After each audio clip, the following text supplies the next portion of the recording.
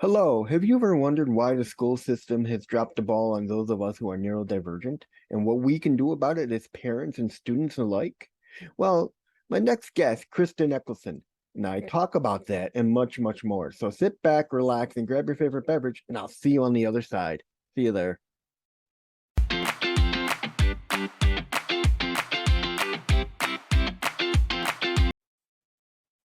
Hello and welcome back to another episode of Inside the Aspergers Studios. Today I'm joined with Kristen Eccleston and we're going to talk about neurodiversity and education and how the school systems have let kids fall through this loop. Welcome to the show, Kristen. Thank you. Thank you for having me. I'm really excited to be here.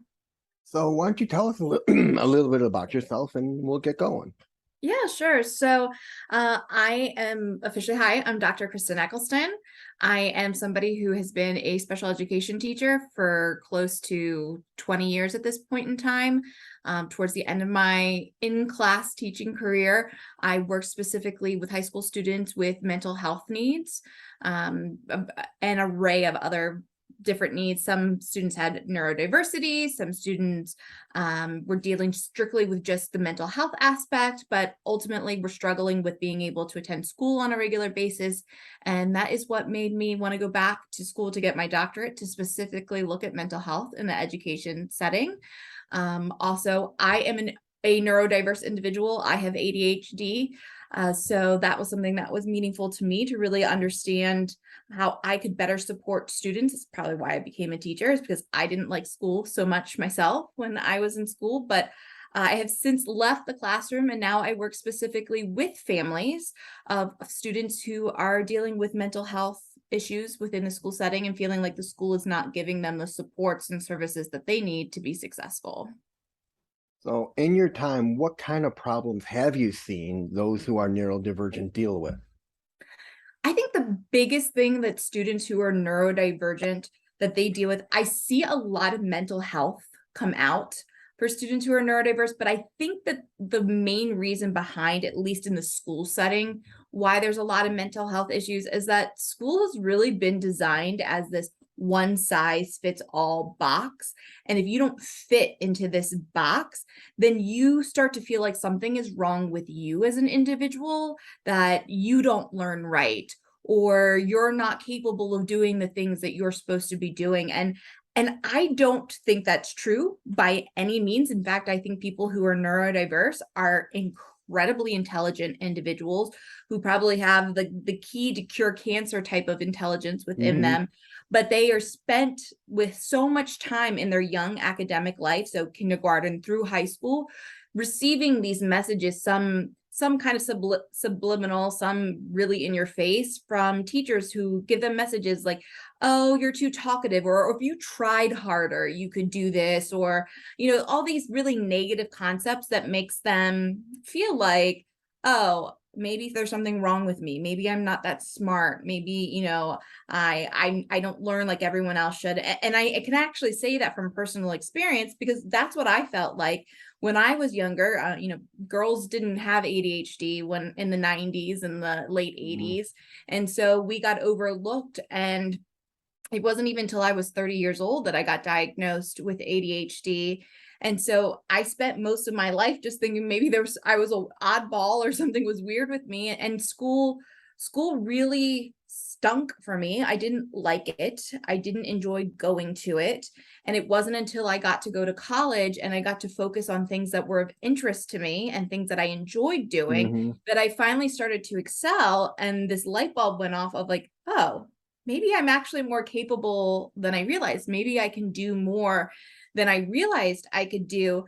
But it was sad that it took me kind of this long time of self-discovery, of having to build my confidence back up of who I was and who I was as a learner. And I think that happens with so many students who are neurodiverse, is they don't get to leave high school confident in who they are as an individual or who they are as a learner, because they now have to overcome all these messages of thinking that something was wrong with them in the way that they learned. Yeah, I kind of understand it. I mean, being someone who is neurodiverse, and I kind of got lucky when I was going through high school because we became friends with the special education teacher. But I kind of felt like I was almost fell through the cracks because schools didn't understand me 100%. I mean, back when I was a kid, we knew nothing about ADHD or ASD. All it was is, oh, he's got a learning disability. Yeah. So, where do you think the schools have gone wrong? I think the schools have gone wrong in not essentially changing out of what I'm considering this old operating procedure, right? I said a few minutes ago that school is this one size fits all box. And I think that, but we have learned so much about the brain since we initially laid down this foundation of what school looked like, which, right, we show up, you sit in these rows, you raise your hands, people talk at you type of learning, right? That was established a long time ago before we knew about how the brain processed information, before we knew about what neurodiversity is and how those individuals are incredibly bright, but they're creative. So not necessarily sitting and talking at them is going to be the best way for neurodiverse individuals to absorb information or to learn. We know these things now, but yet we haven't changed our operating procedures. We haven't really changed what the environment or the setting looks like at school, despite us having this knowledge now that people who are neurodiverse learn differently, Hmm. and they are capable of learning and learning lots of things and learning very quickly and being incredibly creative, but we still haven't broken free out of this old operating system that again does not serve really the neurodiverse brain within the education setting. So, how can we help those who have fallen through the cracks? I mean, the school systems aren't ready to tackle the neurodivergence. I mean, it's a huge undertaking to literally say we're going to pull all our teachers out and start teaching them about neurodiversity. I mean, one, what can parents do to help their neurodivergent kids, and two, what can schools do in the process, and how can we help the kids that have already fallen? Those are all great questions. I'll start with the kids who I think have already fallen, and I think a lot of those being a lot of young adults who've maybe already graduated from high school. And I think what we can do now is continue to talk about neurodiversity, continue to talk about not just the downsides. I think you see a lot of messages if you watch TikTok where people are making these videos being like, oh, Mm-hmm. look at how my ADHD did this to me, or my autism did this to me. And this is but there's a lot of positives too, more than just the negative side. Yeah, I might lose my keys or forget about what I'm saying mid sentence, but I'm actually really creative. I can do the workload that might take somebody who's neurotypical a week to do. I can do it in a day.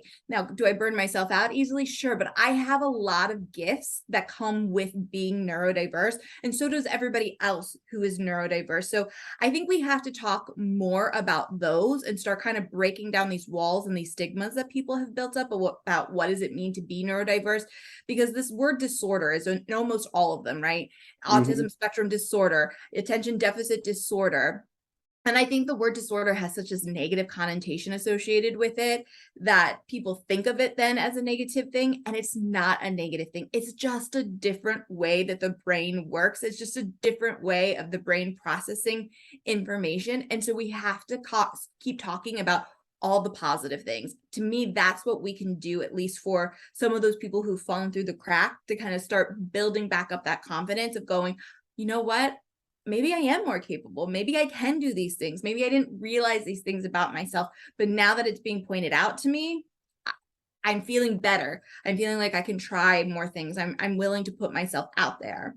Then going back into the school system, that's a really complex question. And I'm going to tell you maybe I'm being naive, but this is kind of my hope. Right now, we are in the middle of an educational crisis. We have a massive teacher shortage that is happening, and I don't see it being any better this school year or maybe next school year. You had this massive amount of teachers who have quit. The schools are going to look crazy, I think, for a little bit. But my hope is in the long run of this will be the opportunity for us to move away from that old operating system that I talked about Mm-hmm. and start moving into a new operating system. And I'm hopeful that that new operating system will be the time for us to start building building formats and learning with neurodiverse individuals in mind, it's crazy, but you would find that most people who are teaching to individuals who are neurodiverse, so allowing more hands-on learning, more interactive or project-based type of learning structures, everybody benefits from that. Not just people who are neurodiverse, but people who are neurotypical also benefit from that type of learning. So I'm really hoping that instead of these seeming like accommodations or things that we're doing that are extra, it actually just becomes how we start teaching and how we start teaching all children and what learning starts to become. And so that in the past, when we had to do what seemed like extra things for individuals who are neurodiverse, now it just becomes the standard operating procedure in the education system. Because to me, that will be the best way to kind of make sure that individuals who are neurodiverse are not being left behind. And it'll be a good format for that's how we start teaching teachers starting at the preparatory programs and colleges, that these are the best ideal teaching practices. This is what learning should look like. And to me, that will be the opportunity to start breaking down some of those barriers for students who are neurodiverse. All right. Now, what can the parents do? I mean, what kind of questions can they ask when they're sending their kids off to school? Because I know you have a lot of parents who have neurodivergent children who are scared because they don't know if their kid can handle it. What kind of things can they do? How can they prepare themselves and prepare their kids? I would say right now, if you do have a child who's neurodivergent, if you don't have an IEP, an individual education plan, if it's not at that level of support, I would hope get your child at least a 504. And I hate right now in this operating procedure that it takes these extra types of documents or steps for a child who's neurodivergent to have to get what they need to learn, because I feel like it reinforces that idea that there's something wrong with you and that's why you need these things. Mm-hmm. Because again, I don't think that there is, but unfortunately you need these documents in order to get the type of educational formatting that is right for your brain, so getting extended time to help ease some of that anxiety, getting an alternative way to demonstrate your knowledge, so maybe you get to do it in a more creative way than how everybody else is doing it. So these types of accommodations, at least in what a minimum of 504 can provide you, at least are allowing you to learn or have ways or accessing ways to learn that align with your brain and who you are as a learner. But ultimately, that is what parents should be doing, is making sure that their child is having access to these items or these things that are going to help them feel success in the education setting, are going to help them feel like they're being taught or having access to the right types of services or accommodations that are going to help them in the education setting. So to me, that is the most important thing parents can be doing, and talking to your kids and letting them know that their neurodiversity is a gift, that you understand, validate some of the concerns or struggles that they're facing or feelings that they're feeling, validate those, but talk to them about, yeah, this, school's just not set up for who you are, but here are all the amazing gifts that you have. And don't forget how creative you are or how talented you are in this particular subject, because most people who are neurodiverse have that one subject that they're usually really, really great at, and really play that up and play up the strengths to the child so that they don't get these subliminal messages that something is wrong with who they are as a learner, but really play up how they are unique as a learner. And that's what's really wonderful about them. Now, do you feel that any new teacher coming to teach either high school, grammar school, or even college level should be, before they even get into teaching, that they should be taught about the neurodivergence and how to handle them and what to look for? Oh, I absolutely think they should. I think they should be taught about that. I think they should be taught about what mental health looks like. There are a lot of things that I feel like teachers are not being taught that they should be. And I think you will even find that most teachers, if you talk to them, want to be taught some of these things. It's just not part of the preparatory program. And that's what the issue is. Teachers need to have a basic understanding. What does mental health look like? What does internalizing mental health look like? What are those red flags? What does it mean to be neurodiverse? What is neurodiversity? What does that mean for the brain? What does that mean for how that child likes to learn? I think those are all really important things that somebody who's going to be in the education setting should know, because a lot of times these are the people who are identifying these students. These are the people who spend the most time with these students, and it would be helpful so that this poor child doesn't go years and years before somebody who is aware or knowledgeable about these things finally goes, oh wait, hey, I think there might be something going on, or I think this child might need this support or this help. So I think it would be important for colleges to include what does mental health look like, what does neurodiversity look like in their preparatory programs. Absolutely 100%.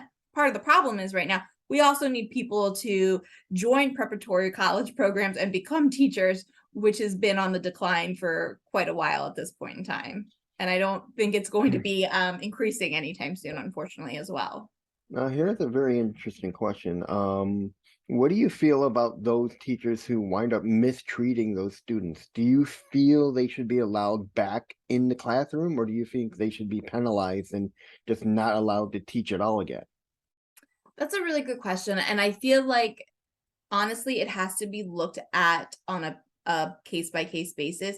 Is this a person who truly was not knowledgeable and therefore misstepped out of just a lack of knowledge or understanding? Or was this somebody who shouldn't be around children anyways, and this was a level of malicious intent that really broke down this child's psyche? So I feel like you have to kind of examine it on a case by case and what was kind of the intent behind it. But I think if it's somebody who inintently or did not mean to hurt this child or didn't realize how this child needed to learn, once it's been identified, it needs to be brought to their attention, and this teacher needs the opportunity to learn what neurodiversity is and what that means for that child and how it should look.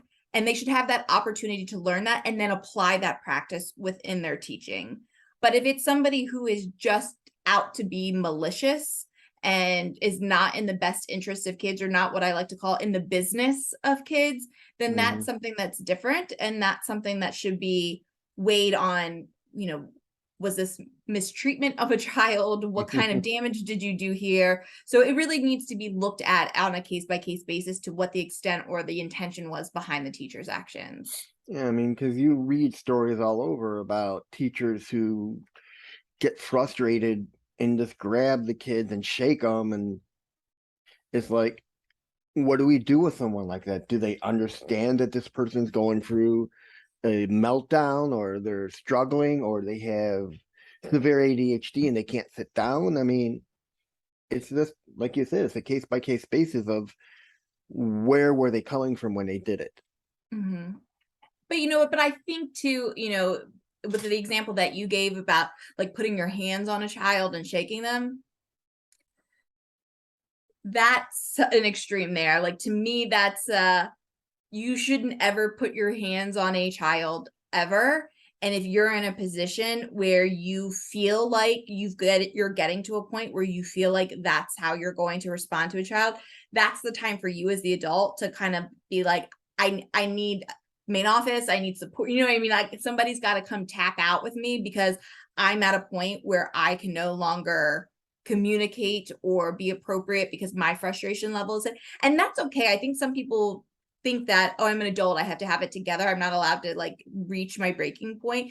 Everybody's allowed to reach their breaking point, but you have to be adult enough to recognize that you are about to reach your breaking point and say, I need somebody to tap in. I have to remove myself from the situation before they go for it. Because you're right, if you don't know that this child, I have worked with children in the past too, it's really the root cause of why you're seeing the behavior that you're seeing or the frustration that you're seeing is not because they have an emotional disability, but it's because they are neurodiverse, but the people who are working with them don't understand the nuances of what that means to that child. And so they're actually escalating or upsetting the child more by the steps that they're trying to take to interact with this child.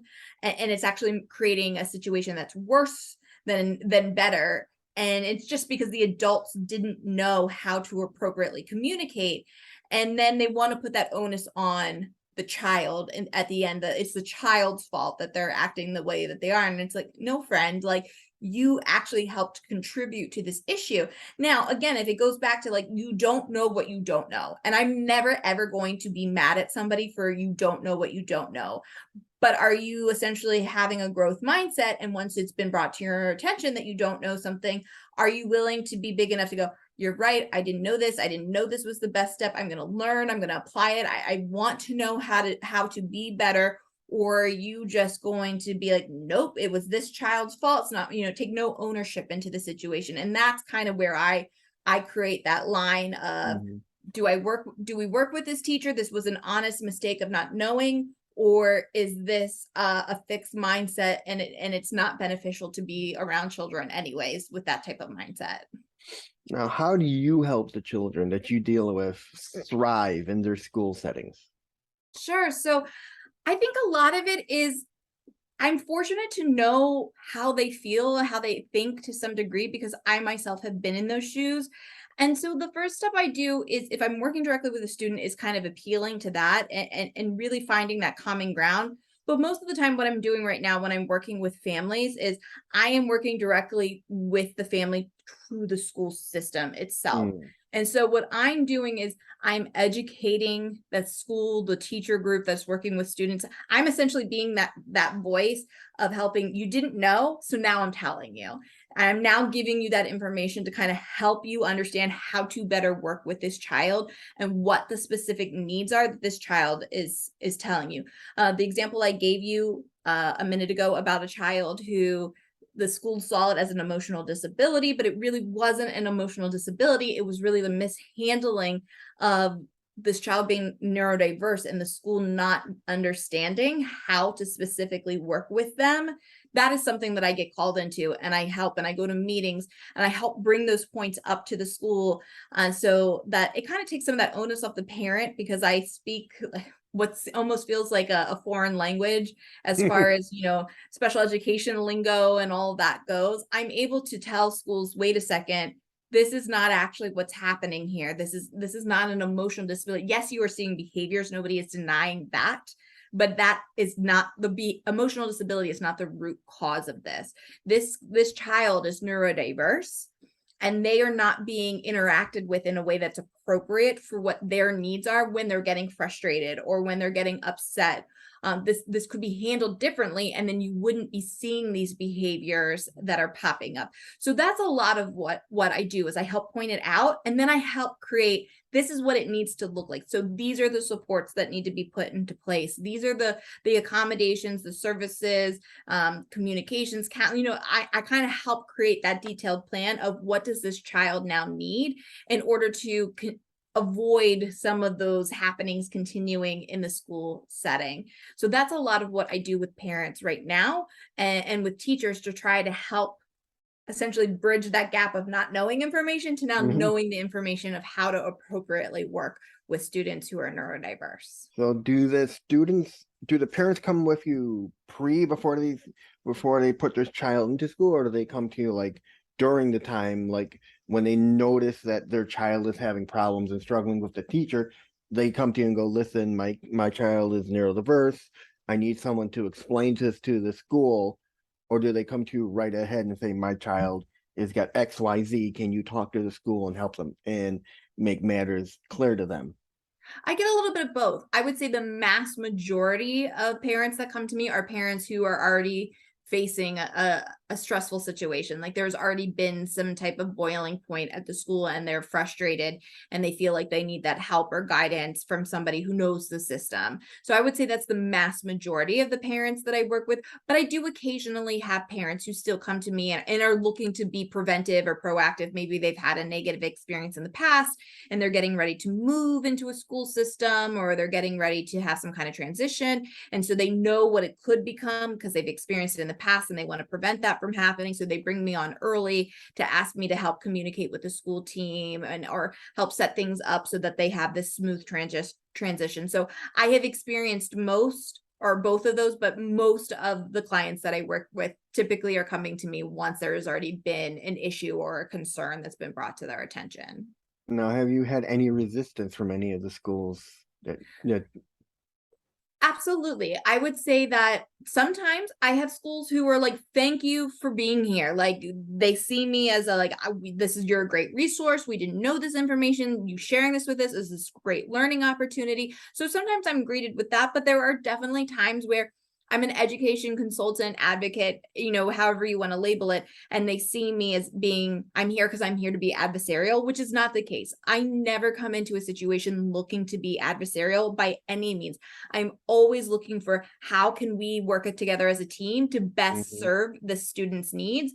But I think it's just, I'm seen as, the parents have hired me. I'm an outsider. I must be here to become adversarial. And that is not the case. I feel like I have had wonderful relationships with the schools who are like, yes, thank you. We want to hear your perspective. How can we better meet the needs? Because we don't have this knowledge. And that usually ends up being a great partnership. I mean, I still work with the people who see me as adversarial, and I try to show them that that's not the purpose of why I'm here. But I think sometimes it's just in people's natures to think that I'm here to get argumentative, and that's not the case.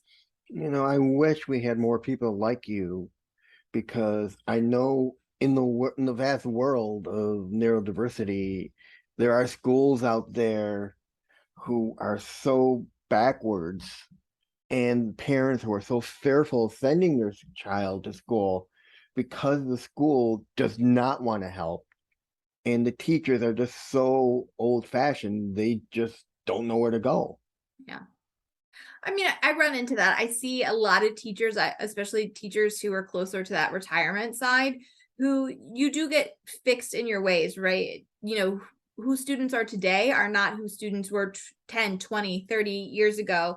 And so I have come across teachers who Hmm. get very solid that this is how it should be done. This is how students are supposed to behave. This is how students are supposed to learn. This is how I've always taught this class, and are not willing to kind of branch out a little bit. But I mean, but to be fair, I have seen people who are on the verge of retirement who are very much so about how do I continue to grow? How do I continue to learn? How do I continue to meet the needs of this current generation? But I like to call them my rare unicorns, because I feel like a lot of people usually get set in their ways. But I think that's common for a lot of people. So I'm not beating up on the teachers who are close to retirement. I think we all get into habits and routines, and it's very hard to break habits and routines. But if we're really in the business of kids, we have to kind of put that aside a little bit and recognize when it's time to shift and pivot, because we're no longer meeting the needs of this current population. I think we think kids are always going to be kids, and that, but kids shift and kids learn, and we have more neurodiversity, and we're more aware of it than we've ever been. So it is time to shift to how we've been teaching and how we've been demonstrating learning to children, and the messages that we've been giving to kids about learning.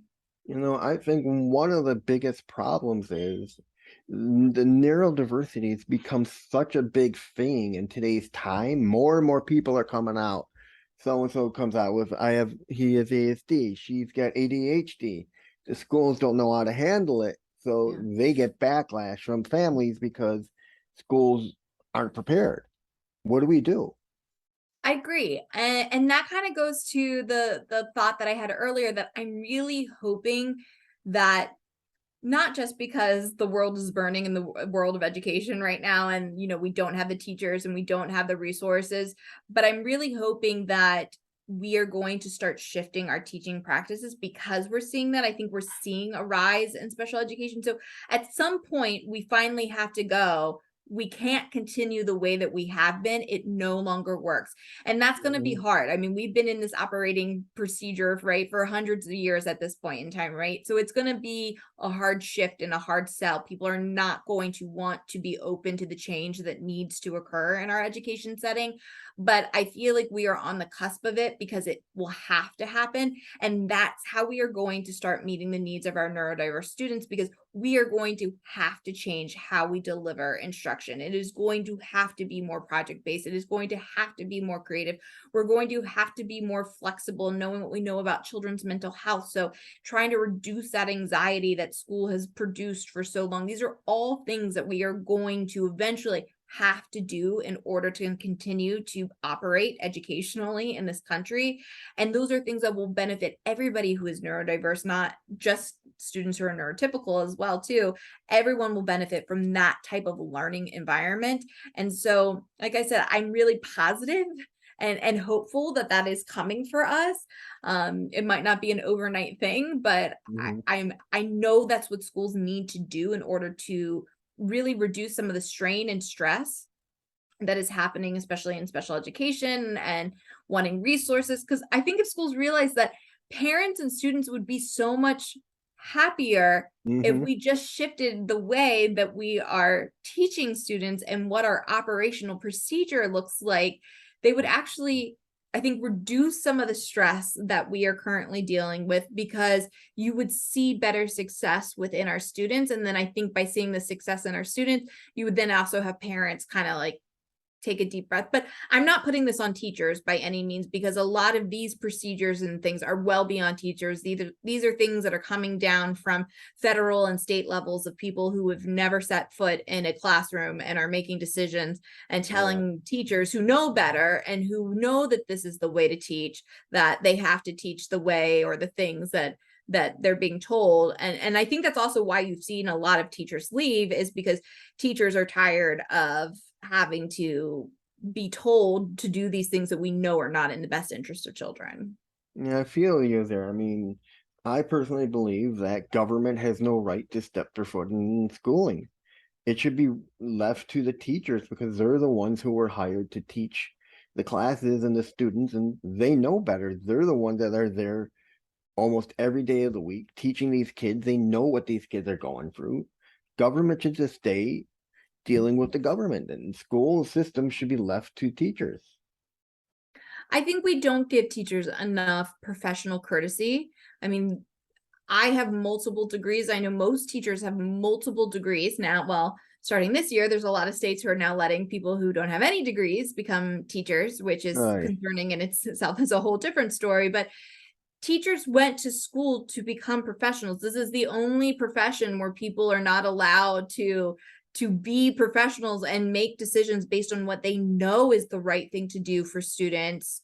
And teachers are essentially dictated to what to do and how to do it and what it needs to look like, despite them knowing that that is not what the children need or that is not what the student needs, but their hands are tied. And I've heard people say arguments like, well, they should just leave. Well, guess what? You do have a whole lot of teachers who are leaving now because of it. But I also feel for the ones who stay, because they're the ones left holding the bags now. And it's not always easy to just say, well, they should just leave or they should just whatever, because you still have to feed yourself and pay your bills at the end of the day, right? And Mhm. so just up and leaving your profession and your stability and your job is not always the easiest thing in the world to do. So I really do feel for all teachers right now, those in the trenches still and those who have recently left. I feel like there's a long road ahead for everybody right now. Now, in the terms of hybrid teaching, what we are at now, do you feel it's almost a setback to those who are neurodivergent, because of the fact that they have to deal with distractions, they have to deal with everything going on at home instead of their focus on the teacher and the class? That's a really great question. I have found that most of the students who had to endure virtual learning who are ADHD did not do well with it. Now, I'm not going to say that that was all students, but I would say the mass majority who have come across my desk and my own child as well who has ADHD did not do well with it. It just Mm-hmm. you're right. The distractions were there. Just not that level of engagement. Having somebody just talk to you through a screen did not fare well for most students who are neurodiverse. But there were some. There was a handful of students who actually really excelled, especially students who suffer from high anxiety, who actually did well with it, or who had different types of ADHD. My son has ADHD, not in the same way that my daughter does. And he ended up doing really, really well with virtual learning versus my daughter. And so that's why I don't want to put everybody in that boat. There are some people who just the way that their neurodiversity presents, or just if they're dealing with a level of mental health or anxiety, that virtual learning ended up being really great for them because it took away some of that social or general anxiety that stepping foot into a school building created for them. So I think there is a handful of students who actually benefited and did really well with it. But I would say the mass majority of students who were neurodiverse really struggled with that type of learning environment because it didn't have the structure that they really needed to feel successful. Now, being someone who's got ADHD, how do you handle life in general? I mean, I know personally within my ADHD, it's hard because you got your impulses, you constantly have to be on the go. How do you handle it? Especially with your mind constantly working, how do you deal with all that? That's a really great question. I think a lot of it came from going 30 years without being diagnosed. You come up with Wow. a lot of coping strategies, and you come up with a lot of those coping strategies actually stem from masking. You didn't know that that's what you were doing at the time, but your attempt to not stand out or seem like something is going on with you. I find that people who are on the spectrum or people who are ADHD are really good at masking it because they don't want people to be like, what are you doing? Like, what's going on with you? And so I think a lot of my coping strategies probably stemmed from that. So my day is hard. I burn myself out a lot. I do. It's something that I have to be aware of. I am somebody who I will try and fill every moment of my day if I'm not careful, because I think that I have that time, or I should be filling that time. And I'll have moments in my with my business where it'll feel slower, and so it'll be like, oh, here's all my time to like add these things onto my plate, or this new venture, or this new idea that I have. And then my business picks back up, and now I'm feeling overwhelmed because I've started too many projects. Or I tend to also underestimate my time, what it'll take me time wise to do something. I'll be like, oh yeah, I'll take care of that today. It'll take me like 5 minutes. Well, it doesn't really take me 5 minutes. It takes me like 2 hours to actually do it. And then I feel overwhelmed because I had like committed myself to a time frame. So I know what my limitations are, but I also know what my gifts are too. I know that I can be creative. I know that I can problem solve quickly. I know that when I need to, I can become hyper focused and I can really get something done. And so I have to be aware of what kind of my struggles are, but I also need to play up my gifts and focus on those. And those kind of are what compensates for some of my struggles. But I think the biggest thing is just knowing who you are and where your areas of impact are and where your areas of strength are, and creating solid coping strategies. Like, I have an executive functioning system that works for me. Might not work for everybody, but it works for me. So you have to come up with your own systems that play to your strengths and what you need. Because if it doesn't work for you or you don't like it, especially being someone neurodiverse, you're not going to use it. You're not going to use it at all. And sometimes I even have to switch up what my structures look like, just because I need that excitement or that change, because it starts to become too dull and routine for me. And then I don't get excited about it anymore. So it's knowing who you are and what your disability means for you, or how it translates out for you. And then being mindful of that and not getting stuck on that as a negative, but just using what you know about yourself to create structures and routine that work for you. Now, how do your kids handle their ADHD? So I think for my kids, I think the biggest thing, especially with my daughter, who is more aligned with what my ADHD looked like as when I was her age, is I talked to her about it. And to me, that's a big thing. I don't blame my mom or my dad about not knowing I was ADHD. It was, like I said, people didn't identify little girls as being ADHD when I was younger. But now that we're aware of it, I do talk to my daughter about it. I want her to know what it looks like for her. I want her to know what her strengths are, because I think it's really easy for you to beat up on yourself. She used to come home upset all the time that she couldn't get this math thing done in a period of time. They give you like 3 minutes to do 50 problems. And I know it would really stress her Mm, out that she couldn't get on the Smarty Pants board. And she would feel so self-defeated over it when she would come home. And so I worked with her to recognize that I was the same way. And who cares about that board? Here's all the things that you can do that I bet you the people who are getting the Smarty Pants board can't do. And mhm. here's the strengths to your ADHD. And here's what I finally made sure that she had some extended time for it. And once she did, like, the night and day difference that her score was in just having one more extra minute. So I really tried to show her that your brain needs that processing time, because your brain is actually doing a lot of work in that given moment. Your brain is probably thinking about way more things than that person who Yeah. got the Smarty Pants is. They're able to just think about one thing, and that's why they're able to get it done. You are thinking about tons more. Your brain is Mm-hmm. being creative. Your brain is taking in information. It's being analytical. It's thinking about all the ways this whole assignment could go, how the rest of your day could go. So you got to Mm-hmm. give your brain some credit that it's working a lot harder than everybody else's brain. I mean, I like to think of it as those who have ADHD, our brains are like supercomputers.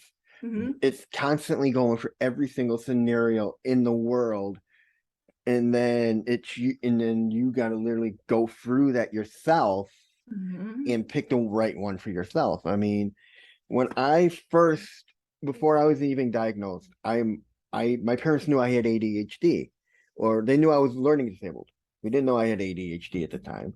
I went away to they sent me away to the University of Oshkosh, Wisconsin. And we had this dinner meeting with former students that were part of the same program. And one of the students goes to me, Reed, I'm going to tell you something. He's like, where it takes a regular student an hour to do their work, it takes you 2 hours because it takes you 1 hour to read it and then another hour to process it. Yeah. And then the head of the whole program goes, listen, I'm going to tell you one more thing. He's like, you're going to live with it, you're going to die with it, but between that time, you're going to learn to work with it. Yeah.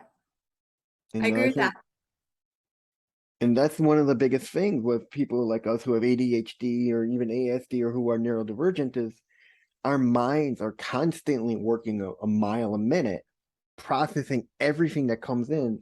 Hence the fact that we get burned out a lot more Yes. because we don't know how to control that constant spinning of the wheels in our mind. That's why I feel, and I think you probably know this, a lot of people who are neurodivergent have problems sleeping. Oh yeah, I absolutely agree with that. I mean, even when I lay my head down on the pillow at night, my brain is still thinking about other things. Like even if you try to quiet your brain or meditate or any of those things that they suggest, my brain is still going like, okay, well, okay, I'll be quiet. I can be quiet. I can do it. I'll just keep saying the word breathing, breathing, breathe. Okay, I'm gonna just breathe. I'm gonna breathe. And then the next thing I'm like, oh, okay, well, what am I gonna do about my laundry? You know what I mean? And it's like, even though you have attempted to quiet your brain, the closest I can usually come to doing that is I did find that a sensory deprivation tank, which I Oh love wow. doing. I essentially go and float in the dark in salt water for an hour is the closest I can get to shutting off my brain. It kind of lets me slip into that like between awake and asleep place. And that's the That's quietest my brain can get. And I actually have found that to be a world of difference for me. But I mean, but it takes having to do something as extreme as that yeah, in that's order to scary. get my brain to quiet down. It is constantly thinking. It's like having a friend who's always with you, right? Like Mm-hmm. your brain, it's never quiet.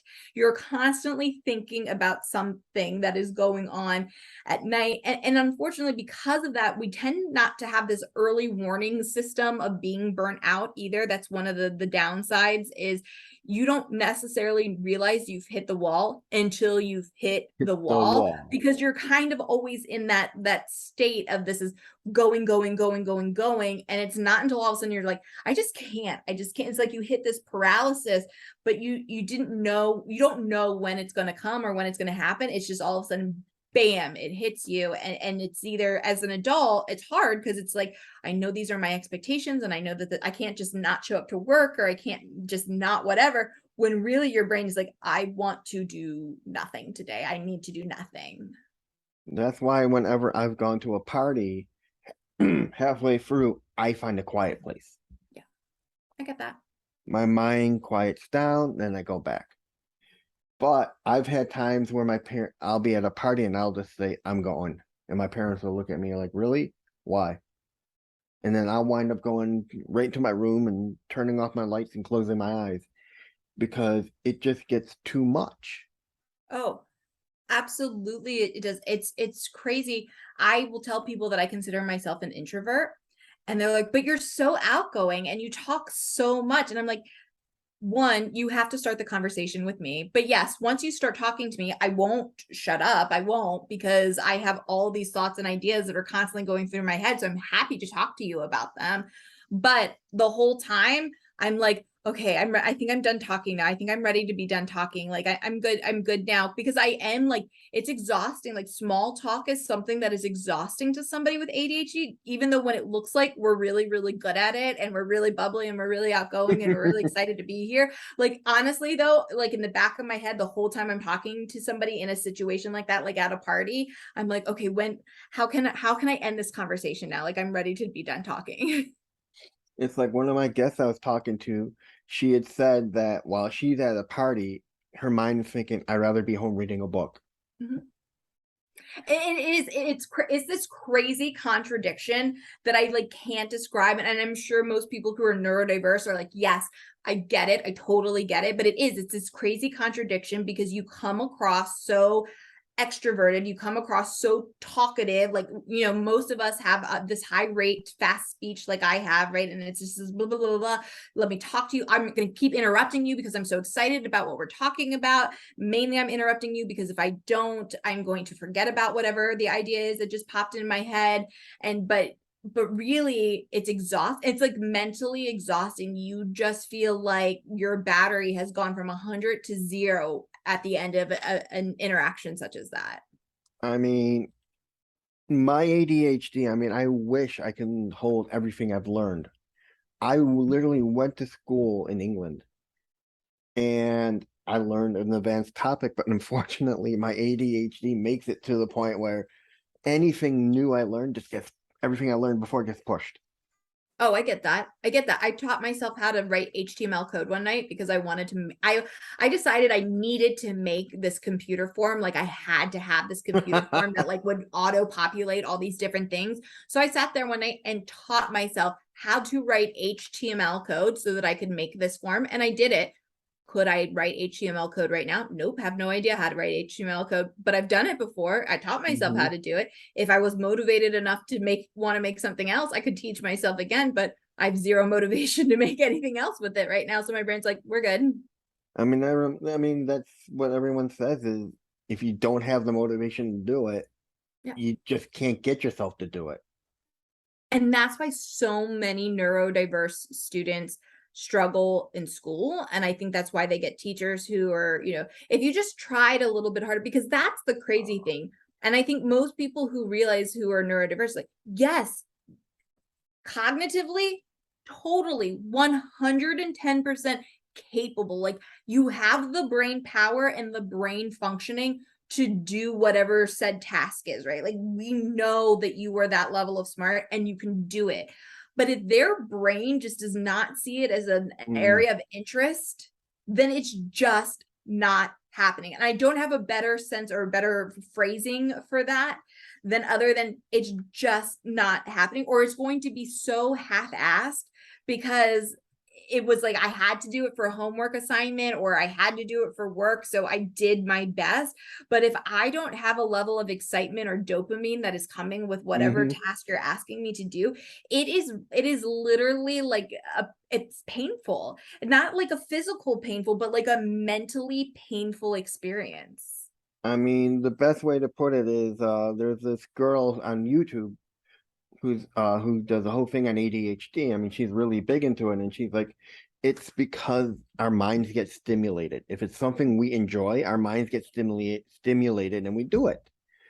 Yeah. And she's like, that's why we do things at the last minute because it Yeah. stimulates us. But the problem is, the older you get, it just becomes harder and harder because that stimulation just kind of seeps out, and you get tired.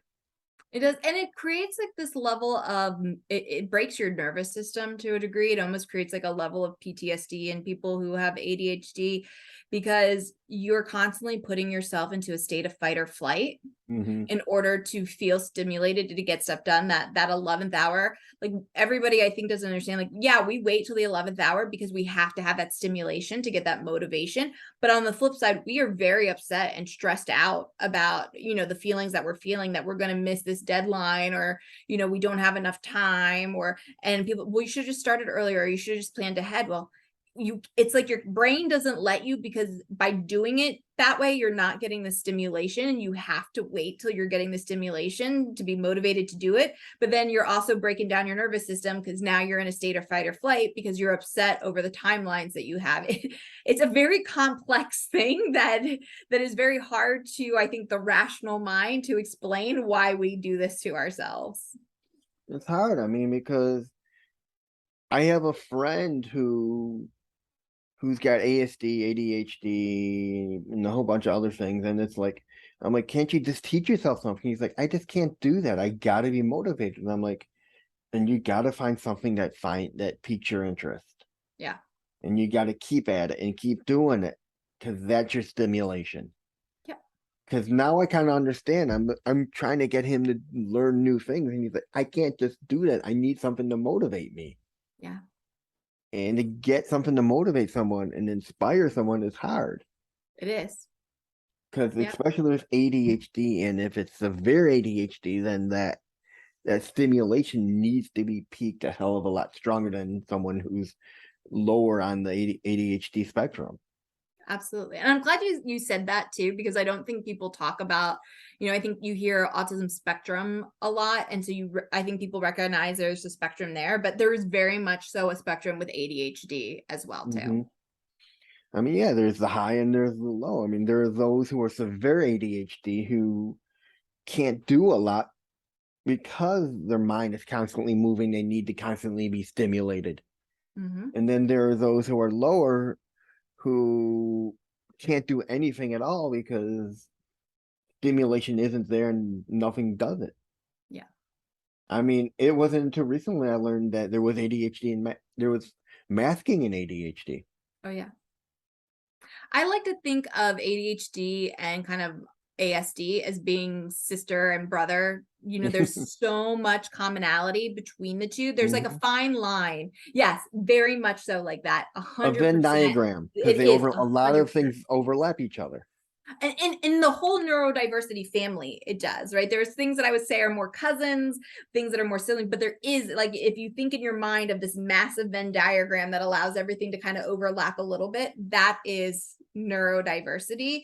But I definitely think, if you think of neurodiversity as this family tree, that kind of ASD and ADHD are like right next to each other, almost like siblings. And there is this lot of crossover. And I actually think that a lot of people don't realize that probably what they are experiencing is more ADHD, and coupled with maybe a sensory processing disorder or an auditory processing disorder. And we're doing a lot of kind of just saying, oh, it's ASD now. But I actually think that there's a lot more ADHD happening than people maybe realize, but there's also a little bit of sensory or auditory stuff that are going on too. And that's what's making people think, oh, it's just this ASD realm, but it's just so interconnected that I think people need to look at it a little bit more like, what am I actually experiencing, so that I really know what kind of neurodiversity I have. But I think that's also why I talk about neurodiversity kind of in general, because there is so much overlapping, and there is so much of what somebody who has ADHD or who has ASD, they do experience a lot of similarities between what they're going through. I mean, that's why I feel it's just so hard to diagnose nowadays, because ADHD and ASD cross over so much. You got so many traits that are the same in both. It's hard to say to a person, you have this or you have that, unless you get official diagnosis and they sit there and say, okay, this is what you have because of these test results. Absolutely. I agree. And I think that's why and I have had this conversation, and I probably would upset people, and it is never my intent to upset anybody. I'm that person who, I think my rejection sensitivity that comes with my ADHD, I'm never looking to upset anybody. But I do think that there are a lot of diagnoses that I don't know that I definitely think the person is neurodiverse, but I don't know that I necessarily agree with the diagnosis that they got, because I do think that it's actually one thing coupled with a couple others, but we've just started to just say, okay, we're just going to give everybody the same diagnosis, but it's a little bit more complex than that. It's not just this, it's like we're one size fitting all now, everybody who's neurodiverse. And I don't think that that's the case either. I think that there's some individuality that needs to be looked at for people who are neurodiverse as well, and not just say, oh, you have ASD. And so that, no, like, I think you could have this and you could have this and you could have these separate things that are making it look like it's this thing over here, but you actually in reality have multiple things that are happening. I mean, yeah, that reminds me of a friend of mine. I always thought he'd be on the spectrum of ASD. He goes to get tested for it, and he comes back with, you don't have, the doctor says, you don't have ASD, you have ADHD. But he does have some of, like you said, some of the traits of ASD. Oh, absolutely, because they are, like, masking is an ASD and an a so many letters, ASD and an ADHD thing. But I think for a long time people thought just masking was ASD, but it wasn't. Like, people who are ADHD, you know, I'm sure my personality and the way I talk, how fast I talk, was stuff that, like, people pointed out to me, and then you think, oh, something's wrong with me. So okay, I know I need to talk. I know I need to talk slower, and I need to make eye contact, and I'm making sure I'm making eye contact and I'm talking slower because I know I talk fast and I know I talk loud. So I'm not, do you know what I mean? And so now you have that thought going on in the back of your head, and that's masking. I mean, that's essentially, you are masking what is your natural way of communicating with somebody. I talk a lot with my hands. So I've had times where I know I need to put my hands in my lap because somebody has pointed it out to me. Do you know what I mean? That is masking, but I don't consider myself to have ASD. I consider myself to have ADHD, but I have those things that are also going on with somebody who has ASD. Yeah, I mean, I'm one, and if you listen to a lot of my podcasts, I am totally against masking, because in my mind, it's, why should we pretend to be somebody we're not just to fit into society, to fit into the workplace, and then come home and be totally wiped out from pretending to be something we're not. Completely agree. Completely agree. And I think it, honestly, I think it probably stemmed from a lot of us being bullied when we were younger, Oh, yeah. right? I would probably say that probably most people who are neurodiverse have probably dealt with some type of bullying in some capacity at some point in their life. And those were the times when people kind of pointed out what your nuances were, and it didn't feel great to be bullied. So you learned to mask those things probably at a time that you didn't realize that that's what you were doing. So now as an adult, it's having to come to these realizations that I was masking who I was. I mean, I'll be completely honest. I feel like as an adult, I woke up several years ago and even questioned, like, do I even know who I am? Like, am I me, or am I a version of me that I thought I needed to be to please everybody else and to meet everybody else's expectations of who I was supposed to be? Is that really me? And hopefully that makes sense what I'm saying, but I felt like to a degree you mask so much of who you are because of having been bullied, or realizing that, okay, maybe this is a weird quirk that I have, and I recognize it, because I think if you have ASD, ADHD, if you're neurodiverse, I think you're just kind of like hyper aware to way more of what's going on around you than other people are. So I think you start to become aware of even what your own quirks are, even if other people haven't noticed them, and you downplay them because it becomes a defense mechanism, because you've been bullied about other things, and you're like, well, I don't want to be bullied for this too, so I'll just cover this up. And then you wake up 32 years old one day and you go, am I me? Is this me? Am I really me? Or is this a version of me that I created to essentially protect me? And then it's like you are going through this whole cycle of trying to really self-discover who you are and start to learn to be okay with who you actually are, versus this version that you created of yourself to be kind of that forward facing version of yourself. Yeah, I mean, I mean, it wasn't until recently I looked back at my high school years and I realized what I was doing was masking, because I was unpopular, I was picked on. I pretended to be cool just so I can fit in with everyone else, but yet I still got bullied. I still got extorted for my lunch money. And as an adult, I look back at it and I'm like, why? Yeah. Why did I pretend who I was? I was comfortable. I was comfortable in my own skin. I should be happy with who I was back then. I mean, if I knew then what I know now, I wouldn't have done it. Yeah. Same here. I mean, same here, but I think, I think we still didn't enjoy those feelings that other people, even if we were comfortable with who we were as a person, I think we still didn't enjoy those feelings that people would say to us that would make us feel bad. I also think that generationally too, we've had parents who very much had this whole like, what will people think type of Hmm. mentality. And I think that coupled with, if rejection sensitivity is a big thing for people who are neurodiverse, coupled with, doesn't matter if you have rejection sensitivity or not, if people are making fun of you, doesn't feel great.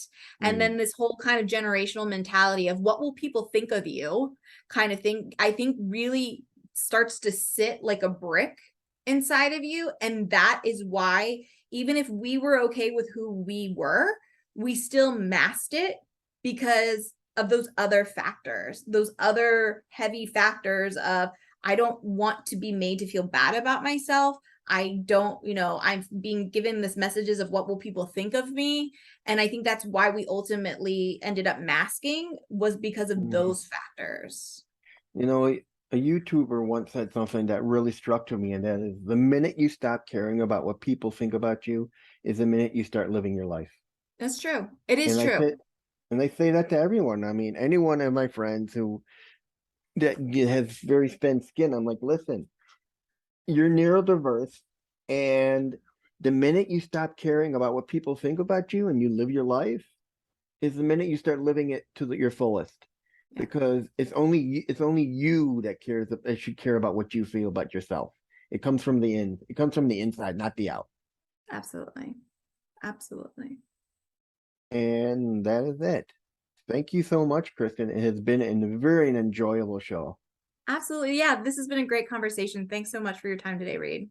Not a problem. I'll see you in the next one. Sounds great. See you there, everyone.